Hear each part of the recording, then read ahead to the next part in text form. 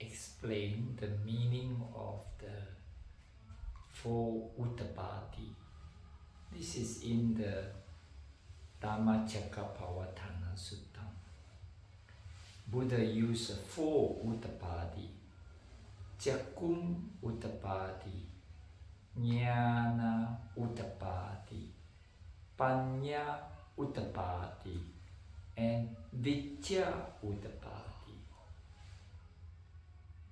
This is in Pali, so I explain in English. Udapati means appearing, arising. That's called udapati. Cakkhum udapati means within myself, my Dhamma eyes arise. That's called Cakkhum udapati. Jnana udapati means within my mind, my knowledge about the Buddha's teaching rising. And Panna udapati. Panna udapati. Panna is more advanced than Jnana. Jnana, there are 16 jnana. But Panna is the wisdom of seeing the Buddha's teaching. It's not the wisdom of seeing the truth yet. It's the wisdom of seeing the Buddha's teaching. Because Buddha's teaching is very profound and very, very deep and very, very vast. So, and when the person reaches that stage, then the person have the jnana within their mind stream, that the jnana arise. Okay. Then the last one is vijja udapati. Vijja is against avijja. There is the knowledge about the 4 Noble Truths is complete. Understand? When the person is finally have the complete knowledge about the 4 Noble Truths, then the person attain liberation, attain arahatship, become an arahant. So that is called vijja udapati. So you see there are 4. Cakkhum udapati, sotapanna. Jnana udapati, sakadagami. Panna udapati, anagami. And vijja udapati, arahant. This is Buddha's. He is very, very precise in his teaching. And the teaching and individual who practice, through their practice, they will gradually attain, and they will also gradually free of their defilement within their mind. So let's talk about the first one, Cakkhum udapati. What is the Dhamma eye? Cakkhum means Dhamma Cakkhum, okay, or Cakkhum Dhamma also can. Visuddhi. Dhamma Cakkhum Visuddhi or Cakkhum Dhamma Visuddhi, either way okay. Means a person seeing the Dhamma. Okay, what kind of Dhamma? Then we talk about 16 jnana. 16 jnana, the first 3 is the Nama Rupa Paricetta jnana, the first one. That means you distinguish between Rupa and Nama. Out of the 5 aggregate, you are able to distinguish clearly. Each time when you practice, you clearly identify this is Rupa, this is Nama. That is called Nama Rupa Paricetta jnana. Using the Cakkhum as example, when we walk. If you walk slowly, slowly as you walk. Then as you cultivate your mindfulness, you slowly with your step as you walk, and you realize each and every step, the leg and the body that move, that is a rupa. Or the left foot, right foot, that's a rupa. Then the mind that follows that, either is vittaka or vichara or sammasati, whatever you identify, that is the nama. You understand? Or as you walk, you might have some thought arise, and the thought arise, instantly you stop there, you realize there's a rupa, the stop, and then you look at the thought arise within the mind, and that is called the nama. You identify that. That's called the nama. So therefore that is called nama rupa parichitta. Parichitta means you are able to separate rupa from the nama. Rupa, vedana, sanya, sankhara, vijnana. You are able to separate two groups of them. That's called nama rupa parichitta jnana. The first jnana. The second jnana is paccayyo parikkaha jnana. What does it mean? You are able to see the conditions that support this phenomena, support the rupa, and the conditions that support the nama. If you can see the conditions that support that, then you see clearly rupa as rupa, nama as nama. You understand? Then you wouldn't have my body, my mind. You wouldn't have that mind there attached to it. That's called the paccayyo parikkaha jnana. So therefore, a person who practice, when they are able to develop their vipassana, when they arrive there, they will know.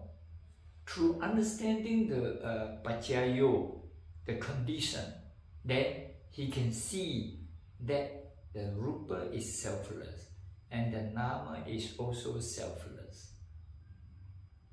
Because they see the arising of the phenomena and the condition that support it. Therefore, they can see anatta. Otherwise, they wouldn't see anatta. Understand? So, therefore, understanding or able to, through vipassana, able to see the paccayyo is very, very important. It's a very important development in a person's practice. He or she who practice this, he can see the condition that support that rupa or the jnana. So that's called Dhamma. Cakkhum means your Dhamma eye, seeing it. That's called Dhamma Cakkhum Visuddhi. Visuddhi means you purify yourself. You purify of your illusion and your delusion about the phenomena. That's called Visuddhi. Okay, the next one, the third jnana. The third jnana is called Sammasana jnana. Sammasana means there are three things: anicca, dukkha, and anatta. All these phenomena of rupa and nama. When you see that, you then observe that the rupa as you walk, each movement is a rupa. As you walk, left leg, right leg, left leg, right leg, you can see rising and stopping, ceasing, rising and ceasing, rising and ceasing. Each step is rising and ceasing. So you can see the impermanent in every step. Right? Left foot stop, then left foot stop. Right foot start, and then right foot stop. So therefore, it's rising and ceasing. So we can see impermanent. That's called Sammasana jnana. Then you can also see it is unsatisfactory. Therefore, it's called dukkha, because it doesn't last. Therefore, it's unsatisfactory. Last one, selfless. How is this? There isn't a self? Because it is supported by condition. What condition? My leg walking, what has it got to do with observing condition? Yes, it's very important. What is the condition of the leg? It's skin, flesh, and the bone inside there, they move. These are the conditions make up of the leg. When you see that, you see the condition. Then you also see what makes the leg move. Earth element, fire element, water element, and air element. So these are the conditions. And more than that, ahara. What makes the leg move? There's energy in it. It's ahara. If you see the ahara, that's it. You know, leg is just leg. It's not my leg anymore. You understand? That's how you destroy the illusion or the delusion of a self. We think there is a self in this body. Where there is a self, when you can see the condition clearly, you will come to the conclusion, and this conclusion is through logical reasoning, through vipassana. Through vipassana, you see there is no self. Then you destroy the delusion of the self. The atta is destroyed. And that's for a person who attains Sotapanna, then the person can see the Nibbana in the future. Maybe in Nibbana in 7 lifetimes. That's why it's very important. He will have a glimpse of Nibbana in 7 lifetimes. That's what Buddha says. Maximum, you only go for 7 lifetimes if you attain Sotapanna in this life. So therefore, that's called Cakkhum udapati. My vision about the Dhamma eye. The Dhamma eye has arisen within me, within my mind. That's called Cakkhum udapati. Alright? Next one, Jnana udapati. What does this Jnana udapati mean? You develop jnana as you go along. There are 16 jnana. As we practice, we need to go through all the 16. The last 5, which I mentioned the other time, the first 5 here and last 5 here, and the middle there are 6. Very easily to divide them into 3 groups. When you divide them into 3 groups, you will then see the 16 jnana easily, and you would apply it in your daily observation of the nama and rupa. Okay, the last 5 we talk about it first. You must become an Arya first. That's called Gotripucitta. Gotrapucitta. Gotrapucitta means the person has become an Arya. Once a person set his mind, I'm going to go for this practice. I'm going to take my refuge. I'm going to observe the 5 precepts, 8 precepts, whatever, 10 precepts, 227 or 331 precepts, 311 precepts. Then you go for that. As you go for that, then you become an Arya, because you want to go and attain. So you're on a path to Sotapanna. That is called Gotrapu. Gotrapu Citta. So once you say, then you go with this momentum. Just like you are on a swing. If you swing to here, it's a maximum. Then it will swing backward that way. There's a momentum there. That momentum will bring you to the next one. That's a second jnana. There's momentum, there's a momentum there. And next 3 there is Magga, Phala, path, and the fruit. And the last one is Paccavekkhana. That means you look at whatever left after you attain Sotapanna, You look at what is left in my defilement. You observe. You observe what you have been completed, your job, and you observe what is ahead of me. That's called that kind of jnana. That jnana is very important. Each and every person who attain, he will look backward and he will look forward. He or she will look backward and also look forward. For first, second, third, same. Final, when the person attains Arahant, no need to look forward anymore. Because his forward is Nibbana. And that is his goal, his destination. Therefore, he don't have to look forward, but he look backward. See what he has done in his practice, in his or her practice. Then he will know, from now on, that's it, that's the end of my power. I don't come back anymore, no more existence. That's why it's called Vimutti Jnanam. He or she will have the Vimutti Jnanam. That's it. This is my last life. I don't come back anymore. Like that. So these are the 5. And the top 5, I mentioned 3 already. There's 2 more. There is 2 more is the knowledge of rising and falling. Just like, the 3rd one.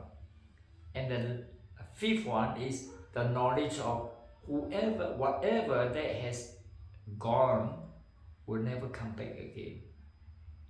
That means it's finished.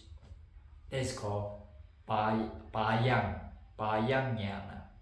That means it's finished. It's gone forever. Just as a person died, then the person is gone. You don't see the person again. Just as our forefather, mother who passed away, that's it. That's the end of it. You don't see the person again. Only in your dream. But dream is not counted.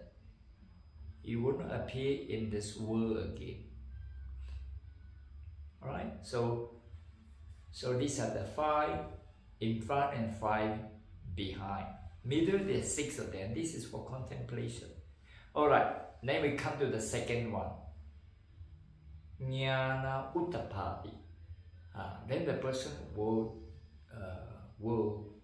practice and he will develop further Jnana udapati. That because he going into the Oram Pakya Samyochalani. There are 5 of them, right? Vicikicca, doubt. Second one, Silapatam Paramasa. They mean attached to ritual or wrong precept. And the next one, Sakaya Titi. That means you attach to an identity of a self there. That Rupa is me, Vedana is me, Sanya is me, Sankhara is me, and Vijnanam is me. You see? So when the person can do the practice of the 3 jnana, first one, Nama Rupa Paricheta Jnana, Pachayo Parikaha Jnana, and Samatsana Jnana. He or she will be able to destroy this wrong view of the self. Roughly, very roughly, seeing that, yes, I know the 5 aggregate is not me. In order to know 5 aggregate is not me, when the person has a good samadhi, can see very clearly. If a person has 4th jhana, 1st, 2nd, 3rd, 4th jhana, if a person enter into the 4th jhana, the moment he or she come up from the 1st jhana, instantly he can see the 5 aggregate is not me. Then the person at that moment will attain minimum Sotapanna. Otherwise, he or she will attain more, maybe Sakadagami or Anagami. Depends on how good the meditation was. If the meditation is very deep, very, very good, long meditation, then the person of attaining Arahant is also possible through meditation. And Buddha time, many of the practitioners were like that. After they come out from meditation, they attain. Moggalla is one of them. Okay, so alright, so this is called Jnana Udapati. Then the person attained the second fruit, Jnana Upatati. How? He, through the other two, I mentioned 5, right? The other two, what is the other two? Kama Raga, okay, and Vyapada. Kama Raga and Vyapada is two ends of the scale. One is attached to all sorts of things, mostly sight, sound, smell, taste, touch, etc. All these things. Put it in a simple word, is you're looking for enjoyment. Yeah, that's called Kama Raga. And Vyapada means you have extreme hatred. That's called Vyapada. You're trying to harm another person. And you're angry. You have very bad temper like that. That's called Vyapada. So if a person who practices, they will lessen the degrees of these two through observing Sila and Samadhi and Panya and Vipassana. Then the person practice, he will lessen these two. Then the person will attain Sakadagami. And that's called Jnana Udapati. So Jnana Udapati is when the person sees, he develops knowledge. This knowledge is not worldly knowledge, like going to a university, you get a degree, that's some knowledge. No, this knowledge is about the knowledge of the Buddha's Dhamma, the knowledge about the freedom, how to free oneself. The 4 stages of the sainthood is gradually you free yourself from different degrees of defilement within our mind. That's called finally you attain liberation, you attain freedom. Free ourselves from the 5 aggregate, that's the final goal. And that's called Nibbana. But you can't do it instantly, you have to do it gradually. So the second stage is you lessen your Vyapada and Kama Raga. These two. When you lessen it, you get to Sakadagami. How much is a little bit hard to, how much is it? It's very hard to, it's quite vague, not very precise. But the person who practices knows. Among my students, quite a number of them are like that. They will tell me, oh Bhante, all I know is since I started practice what you have taught me, I know I basically don't get angry anymore. But sometimes I do have certain degrees of dislike. I say, yeah, that's very subtle already. And also he said, previously I will have a lot of attachment to this and all sorts of object. Now, when I see them, I don't attach to that anymore. I say, yes, that's very good. Maybe you're already there, I told him, or her. I say, maybe you are already there. But I say, you just observe yourself, and you will know whether you are there. That means Sakadagami. That's called Sakadagami. Means the person in their mind is not so much greedy anymore and not so much hatred anymore. That's all. That's called Jnana Udapati. Okay? Now third one. Panya Udapati. What is Panya Udapati? Panya means wisdom. Wisdom is better or more or stronger.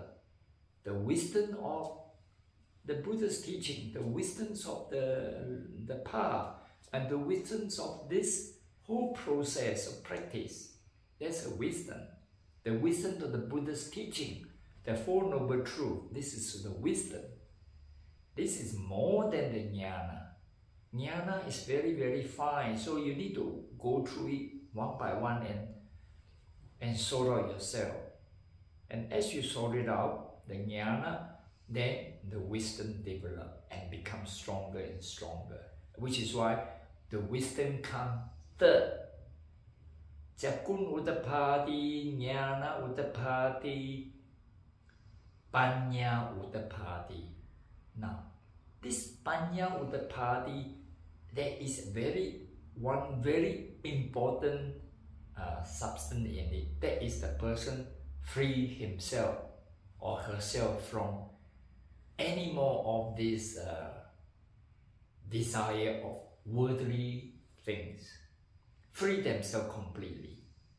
Now, then we have to talk about the four asawa. Asawa means something leaking.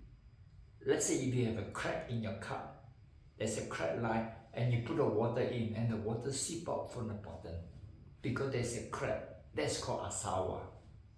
Asawa is not a hole in your cup. Asawa is a cracked line, not visible.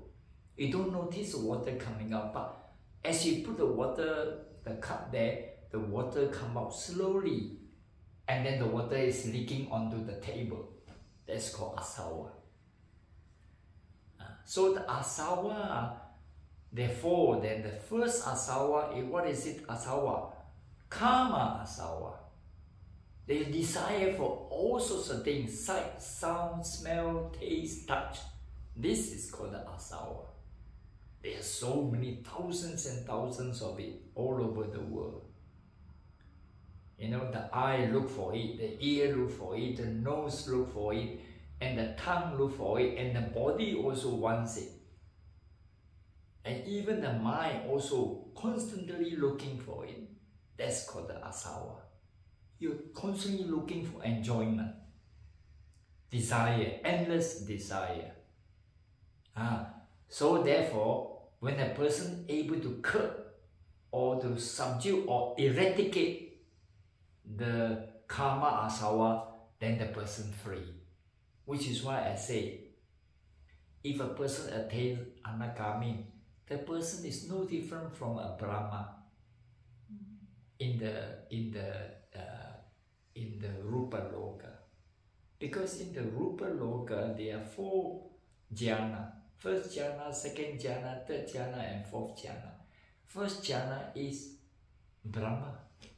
It's a Brahma. In the Brahma Loka, in the Brahma world, all the Deva there is neither man or woman. They are unisex. So therefore, they have no sexual desire. You look at our human world and the animal world or the insect world, the fish world, they all have male and female. This is the worst things. Sexual desire is the worst things that this being can have. And Buddha said it's the dirtiest things this being can have. But they are doing it every day.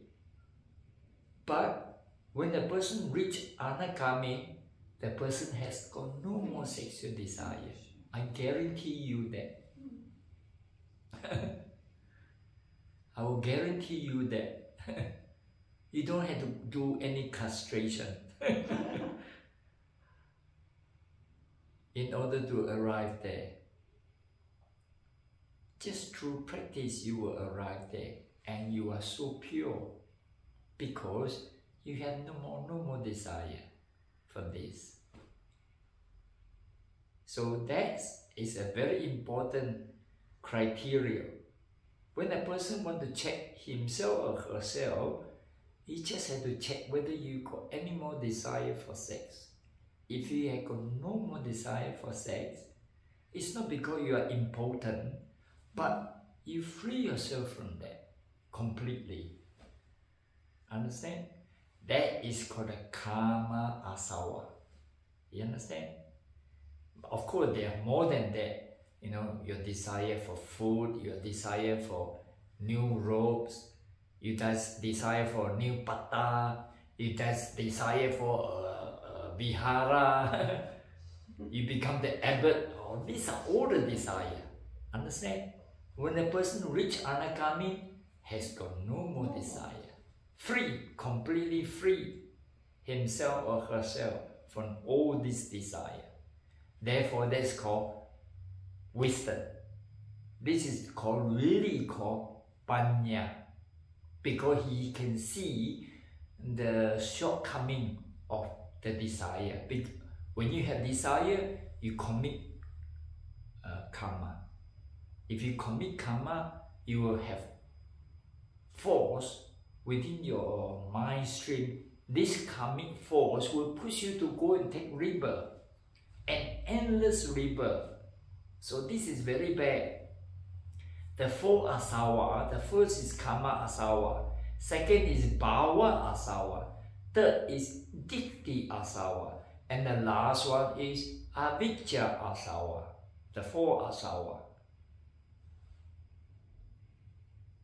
The licking or the sipping of your desire is the first one. The second one is a bhava. If you commit more action, holy or non-holy, kusala or akusala, you have karmic force there. And the karmic force will bring you for future assistance. Guarantee you that. Can't run away from that. And the next one is ditthi asawa. What is ditthi? Self. Atta is a ditthi. The view of a self is a ditthi asawa. And finally, avijja asawa. If you have not done completely the Four Noble Truths, that's called avijja asawa. So therefore, if a person is able to eradicate the first asawa, karma asawa, the person become anagami already. Buddha's teaching is so clear, so precise. So the four asawa is very important for any person who practice. He or she must understand this. And if the person go in and check with other part of the Buddha's teaching, he can see Buddha's teachings are like that, interwoven, like a net, very, very well defined Buddha's teaching. So, Cakkhum udapati, jnana udapati, panna udapati. Wisdom arises within himself. This wisdom is desire is creating more karma. Desire will bring you more assistance. Then the person free themselves from that, or eradicate himself or herself from that. Then the person will attain anagami. That's how it is. Last one. Okay, now we come to the last one. Vijja udapati. What is the vijja udapati? It's as against avijja. Means you understand fully the Four Noble Truths. The truth of suffering, the truth of the cause of suffering, and the truth of the cessations of suffering, and finally the truth of the path leading to the cessations of suffering. The Four Noble Truths is very important. This Four Noble Truths, if you understand it fully and you practice accordingly, you free yourself. So a person, if the person is all the time doing vipassana on the Four Noble Truths, and the person will attain. The person will also attain. So, Ceto Vimutti. There's a type of freedom called Arahant, called Ceto Vimutti. And then Panna Vimutti. There are two types of Arahant. Ceto Vimutti is to eradicate his greed. If person eradicate his greed, become Arahant. Because greed is very subtle, more subtle than the hatred. More subtle than the hatred. And Panya Vimutti is even more powerful. Panya Vimutti, you look at the Four Noble Truths and you understand and you practice and then you complete your job. That's called Panya Vimutti. And most effective way is to look at the 12 dependent origination. And will lead the person to Panya Vimutti. Okay? Now, the other time I explained to you, in Buddha's practice, we had to observe 5 steps. Okay? This 5 steps is Samudaya Dhamma Nusari, Vaya Dhamma Nusari, Nupasi, sorry, no. Okay, again. Samudaya Dhamma Nupasi. Sorry, Nupasi. What is Nupasi? Vipassana. You follow and do your Vipassana. Nupasi. And then Vaya means the phenomena disappear. That's called stopping. Vaya Dhamma Nupasi. Okay. And then Asato, that means the taste. Adinawo, what is the problem with this, the disadvantage of that? And finally, you stay away from there. That's called Viraka. In Pali word it's called Viraka. These 5 things. Samudaya Dhamma Nupasi, Vaya Dhamma Nupasi,